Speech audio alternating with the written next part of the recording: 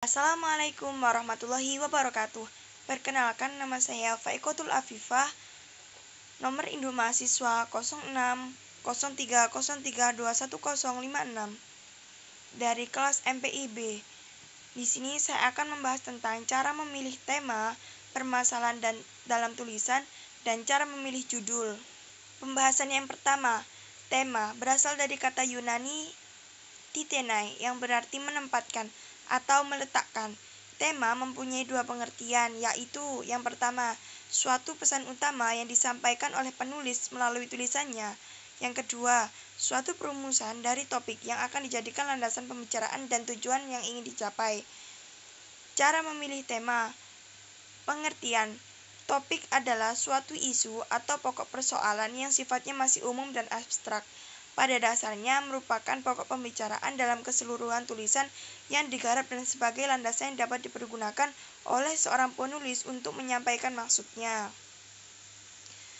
Bahan yang diperlukan untuk pembicaraan topik dapat diperoleh dan cukup memadai. Yang kelima, tidak terlalu luas dan tidak terlalu sempit.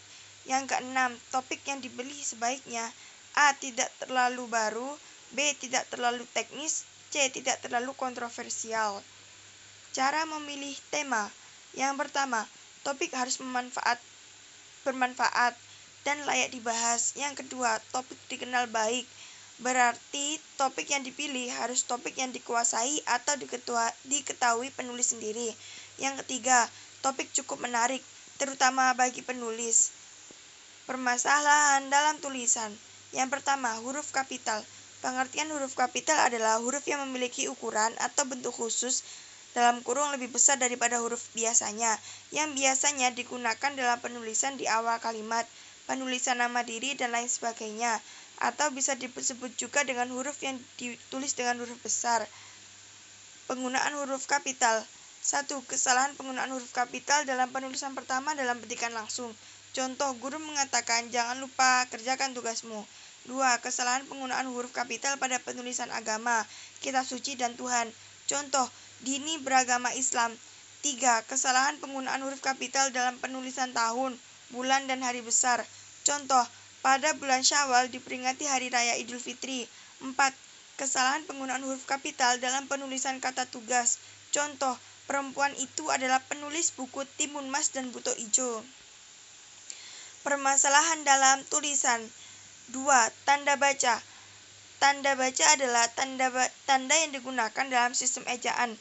Tanda ini biasanya dilambangkan dengan simbol yang berbeda-beda. Kesalahan yang sering terjadi. A. Tanda titik. Kesalahan penulisan yang sering terjadi pada penulisan tanda titik yakni pada penulisan subbab. Contoh, 1.1 pendahuluan. Dalam kurung salah. Yang benar adalah 1.1 pendahuluan. B. Tanda koma. Kesalahan penulisan yang sering terjadi pada penulisan tanda baca koma yaitu, contoh, Winda pergi ke sekolah hanya membawa tas, pensil, dan buku. Ini adalah salah. Yang benar adalah Winda pergi ke sekolah hanya membawa tas, pensil, dan buku. C. Tanda titik 2. Kesalahan yang sering terjadi pada penulisan tanda baca titik 2 yaitu adanya spasi sebelum tanda baca titik 2, yang seharusnya spasi tersebut terletak setelah tanda baca titik 2. Contoh, pom sama dengan 23. Ini salah. Yang benar adalah pom titik 2 spasi 23. Itu yang benar.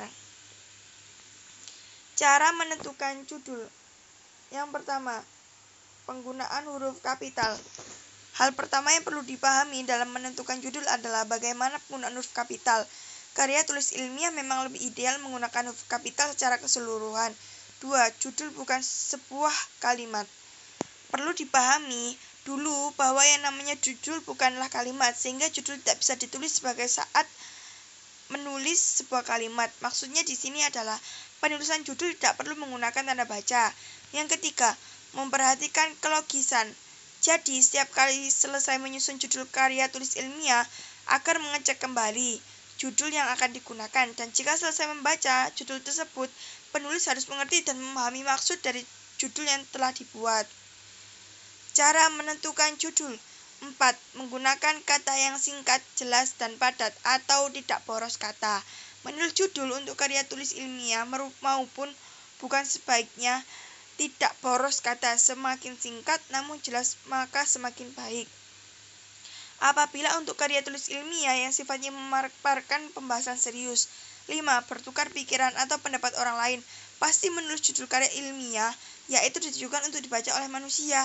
Jadi sebelum menulis judul sebaiknya tunjukkan judul tersebut kepada teman, kolega, atau siapapun yang bisa memberi pendapat atau saran tentang judul karya yang akan digunakan. Terima kasih. Wassalamualaikum warahmatullahi wabarakatuh.